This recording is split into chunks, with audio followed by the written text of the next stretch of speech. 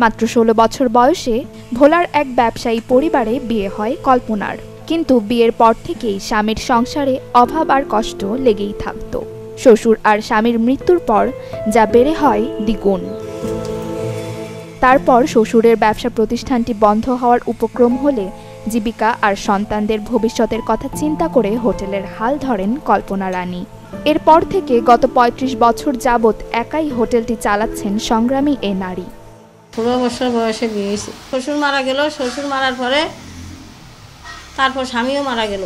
জীবনে কোনো আউস আনন্দ ফুর্তি কোনো শখ আহ্লাদ কিছুই করি না, শুধু জীবন সকাল হইতে রাত 12টা পর্যন্ত যুদ্ধ করিয়া জীবন বাঁচাইছি।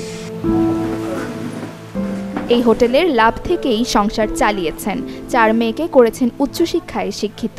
মেয়েদের কথা ভেবে নিজের শখ আহ্লাদ বিসর্জন দিয়েছেন। সকাল থেকে মধ্যরাত পর্যন্ত কঠোর পরিশ্রম করে গেছেন।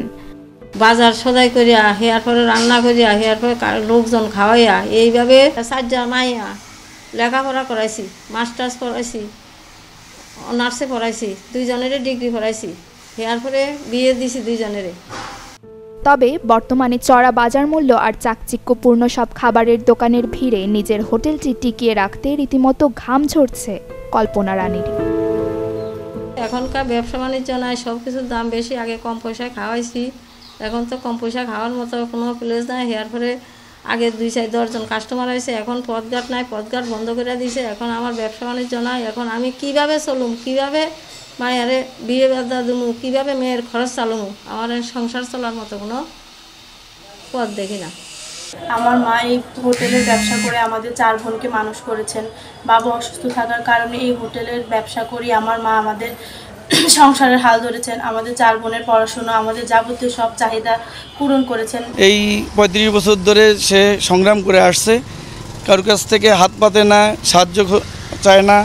হ্যাঁ, যেইভাবে সে পরিশ্রম করে আসছে, তো বাকি যেই জীবনটা তার বৃদ্ধ বয়স, এই বয়সে তার যেই উপকৃত যদি হয়, সরকারিভাবে সে যদি সাহায্য পায় তাহলে সে উপকৃত হবে, আর আমরাও এলাকাবাসী সন্তুষ্ট হব।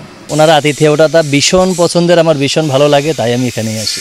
অন্য হোটেলে খাইলে গ্যাসের সমস্যা হয়, লাঞ্চের সমস্যা হয়, পেটে খুব সমস্যা হয়ে যায়, পাতলা পায়খানা টয়লেট হয়ে যায়, মানে খাইও কুলাইতে পারি না। কিন্তু এই জায়গায় খাইলে ঘরে খাইতেছি, মায়ের হাতে রান্না খাইতেছি। এই বন্ধু অল্প বয়সে হোটেল পরিচালনা করতে গিয়ে নিজের সুখকে বিসর্জন দিয়েছেন কল্পনা। স্বামীর অসুস্থতার সময় স্বল্প আয় দিয়েই চালান চিকিৎসা।